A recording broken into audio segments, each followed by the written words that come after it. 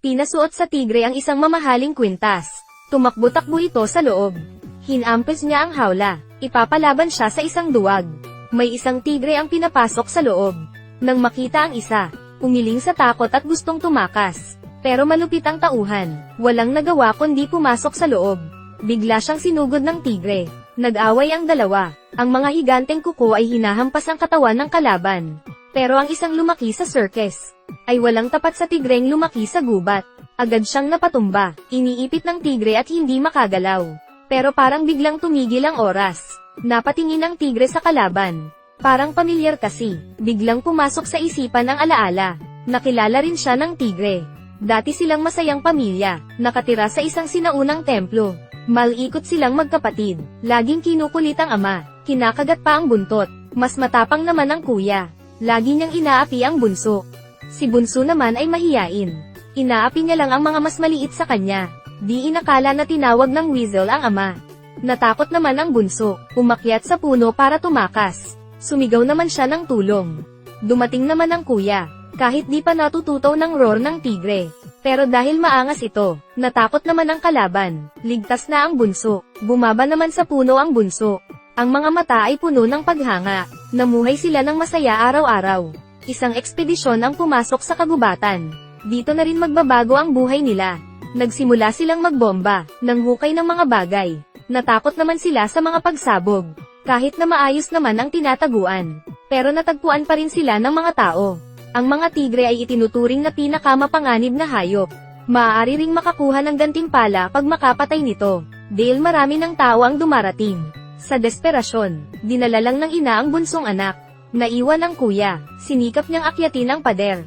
Tinawag ang ina, pero walang tumugon. Natagpuan ng isang lalaki ang lugar. Itinutok niya ang baril sa maliit na tigre. Biglang tumalon ang amang tigre. Kinagat niya ang tao, tapos may lalaking sumugod na may dalang baril. At binaril ang ama. Nakita niyang namatay ang ama. Napuno ng takot at sakit ang mga mata. Sobrang nasaktan siya. Nagtago siya sa ilalim ng ama. Pero di siya pinabayaan ng lalaki. Kinuha siya nito mula sa templo. Inosenteng kaluluwa, naalala niya siya ang lalaking bumaril sa ama. Kinagat niya ito, para ilabas ang sama ng loob. Pero di naman siya sinaktan. Pinakain pa siya ng candy. Sa huli, naantig din ang kuya sa pag-aalaga ng lalaki sa kanya. Wala na siyang galit, parang may bond na siya sa lalaki. Pero di nagtagal, habang nagpapahinga ang lalaki, inulat ng tribo na may tigre siya. Kaya ang lalaki ay kinulong. Naiwan ang tigre sa tribo. Ang ina ng tigre ay gumagala malapit sa tribo sa gabi. Patuloy na tinatawag ang anak. Nang marinig ang boses, tumakbo palabas ang kuya, pero may kadena pala sa leeg niya. Matapos malaman ng mga tao sa tribo, hinagisan nila ng apoy ang inang tigre. Kaya umatras na lang ito. Kinabukasan, ang tigre ay binenta sa circus. Nang makitang aalis na ang anak, tumalon sa gilid ang ina ng tigre. At saka sumugod. Ito na ang huling pagkakataon niya. Nakita niyang humahabol ang ina. Umungol naman ang tigre sa loob. Sa sandaling ito, ginamit ng ina ng tigre ang lahat ng kanyang lakas. Nakaakyat ito sa truck, sinira niya ang mga lubid. Pero nakita siya ng driver. Kinabig nito ang manibela. Nahulog tuloy ang ina. Umungol naman ang anak. Nahirapan ang ina. Napatingin na lang siya sa anak na nilayo sa kanya. Nanatili ang mag-ina sa kinaroroonan nila at tumingin sa malayo. Parang namamaalam sa mahal nila. Ngunit sa kasamaang palad, hindi pa sila hinahayaan. Habang naglalakad sila, nahulog ang ina sa isang patibong. Ginamit niya ang lahat ng kanyang lakas para tumalon. Pero madulas siyang pader, hindi makaakyat. Nakita ng tigre na nahulog ang ina. Naglalakad pabalik-balik na balisa, hindi sinasadyang nahulog din. Biglang dumating ang mga ngaso. Natakot ang tigre kaya nagtago sa mga dahon. May naglagay ng takip. Pagtingin ng ina, nakita niya ang lalaki. Yun ang pumatay sa mister niya. Minsan siyang nakulong dahil sa ilegal na pagbili at pagbebenta. Pero pinakawalan pa, hilingin sa kanya na magplano ng isang laro sa Pangangaso. Para lang mapasaya ang hari. At ang inang tigre ang huhuntingin nila. Habang unti-unting bumababa ang bakod. Nagmamadaling tumakbo ang dalawa. Di inasahan na nandoon na ang mga tao. Agad na naamoy ng inang tigre ang panganib. Binuhat ang anak, at tinago ito. Pagkatapos ay bumalik sa lugar. Nakita nga niya ang hari. Agad niyang itinaas ang baril. Para targetin ang inang tigre.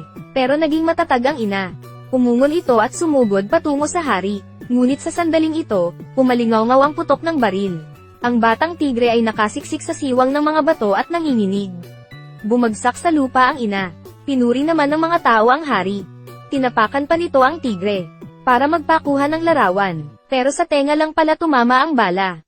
Sa sandaling pinindot mo ang shutter, biglang nagmulat ng mata ang tigre. Tinamba ang hari, pagkatapos ay tumakas sa gubat. May naamoy naman ng aso sa mga bato.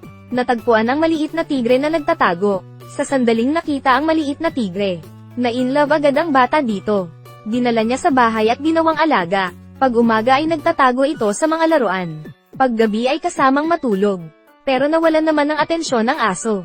Di niya ito nagustuhan. Gusto niyang palayasin ang tigre. Ang tigre pa ang inaapi ng aso. Ang maliit na tigre ay pinilit sa isang sulok. Sa huli, di na kinaya. Kinagat niya ang aso. Nakita naman ito ng ina ng bata. Natakot siyang baka mangyari ito sa anak. Kaya nagpa siya silang paalisin ito. Pinasok nila ito sa hawla. Nagmakaawa naman ang bata, pero hinayla siya ng ina. Pinadala ang tigre sa palasyo. Nakulong kasama sa ibang mga hayop. Ang kuya naman niya ay nakulong din. Ilang araw nang hindi kumakain. Mas gugustuhin itong mamatay sa gutom kaysa kumain. Ayaw namang makita ng tigre na kasama na mamatay siya. Tahimik lang na nakasandal sa hawla. Nilabas ang buntot para laruin siya. Agad namang naaliw ang tigre. Dumating ang lalaki sa circus. Gusto niyang bumili ng balat ng tigre para ibigay sa hari. Nakita ang maliit na tigre nang nagkataon. Naalala pa nga siya nito. Agad niyang binigyan ng candy. Bago humiwalay, nagbayad pa ang lalaki ng pera. Dapat niyang alagaan ito ng mabuti. Dahil sold out na ang balat ng tigre. Kaya ang tigre na patuloy na kumikita para sa kanila. Naging isang malaking balat. Makalipas ang isang taon, unti-unting lumaki ang maliit na tigre. Siya na rin ang kumikita ng pera para sa circus. Kailangan pilitin na tumalon sa apoy araw-araw. Minsan natatakot, lagi siyang tinutusok ng stick. Pinagmamalupitan pa, kaya naman naging masunurin na siya. Biglang isang araw, isang lalaking nakauniporme ng militar ang dumating dito. Gusto niyang bilhin ang tigre, para makipag-away sa isang halimaw. Gayunpaman, ang halimaw na ito ay ang kanyang bunsong kapatid. Noong nakaraang taon, ilang labanan na rin ang sinalihan nito. Siya na ang hari. Kahit na ang lalaki ay handang magbayad ng 2 beses sa presyo para mabili ang tigre. Pero gusto ng hari ang tigreng ito. Hindi pwedeng ipagbili. Sa huli, napilitang magpatayan ang magkapatid. Agad silang naglabanan. Malupit ang magkapatid. Ang kuya ay parang isang malaking pusa na walang panlaban. Sa huli, siya ay napahiga sa lupa at hindi makagalaw.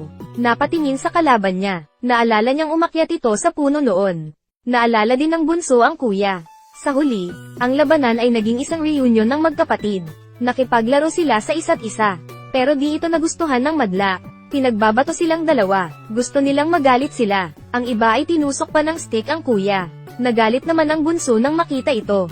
Kinagat niya ang lalaki, nang halos mamatay na ito. Agad binuksan ang gate, pero nakalimutan niyang i-lock ito. Babarilin niya sana ang bunsong tigre. Agad naman siyang sinugod ng kuya.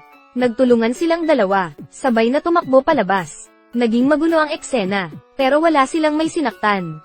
Sa kaguluhan, dahil takot sila sa tigre, ang mga tao ay pumasok sa hawla. Sa katunayan, sila ang tunay na mabangis na hayop. Matapos makatakas mula sa arena, dahil matagal nang nakulong ang kuya, dumiretso siya sa hawla. Napatingin naman ang bunso. Matapos ang paghihikayat, sakalang naglakas loob ang kuya. Lumabas siya ulit. Pagkatapos ay sabay silang tumuntong sa tulay pauwi. Nagdulot sila ng maraming gulo sa pag-uwi. Binangga nila ang kotse dahil nagugutom. Pero wala silang sinaktan. Gusto lang nilang kainin ang sausage. Pagpagod na, nagtatanghal pa ang kuya para sa kapatid. Habang natutuwa ang bunso, biglang may pumutok. Agad silang tumakbo. Agad namang nagsunog ang mga tao. Para sila ay mapunta sa dead end. Kumalat ang apoy sa buong bundok. Sa sandaling ito, sa mga mata kuya, parang singsing ng apoy na umuusbong. Tumalon siya sa dagat ng apoy. Hindi pa ito nakita ng bunso kahit kailan. Natulala sa takot, nananatili sa kinaroroonan at hindi alam ang gagawin. Nang ayaw tumalon ng bunso, muling bumalik ang kuya.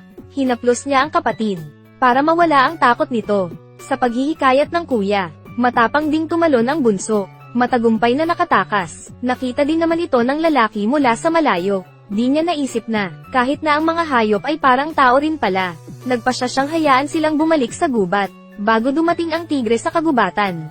Nakita ng bata ang bunsong tigre. Sinabihan niya na wag na itong bumalik sa nayon. Parang naintindihan naman nito ang bata. Inalis niya rin ang mabigat na kwintas. Natakot naman ang lalaki na baka saktan ng tigre ang bata. Kaya't patuloy na tinutok ang baril. Pero nakita ito ng kuya. Natakot ang lalaki. Dahan-daang ibinaba ang baril. Lumapit ang kuya. Akala ng lalaki mamamatay na siya. Pero naalala pa rin ng tigre ang kabaitan nito. Inamoy ang bulsa niya. Nang hingi ng candy. Humingi ng pasensya ang lalaki. Sa huli, kasama ang bata, pinauwi na nila ang magkapatid. Bumalik sila sa dating lugar. Nandoon naman ang ina nila naghihintay sa kanila. Sa wakas, muling nagsama-sama ang magpamilya. Mamuhay ng masayang magkasama. Pero ang butas na nasa tenga ng ina, ay mananatiling babala para sa mga tao.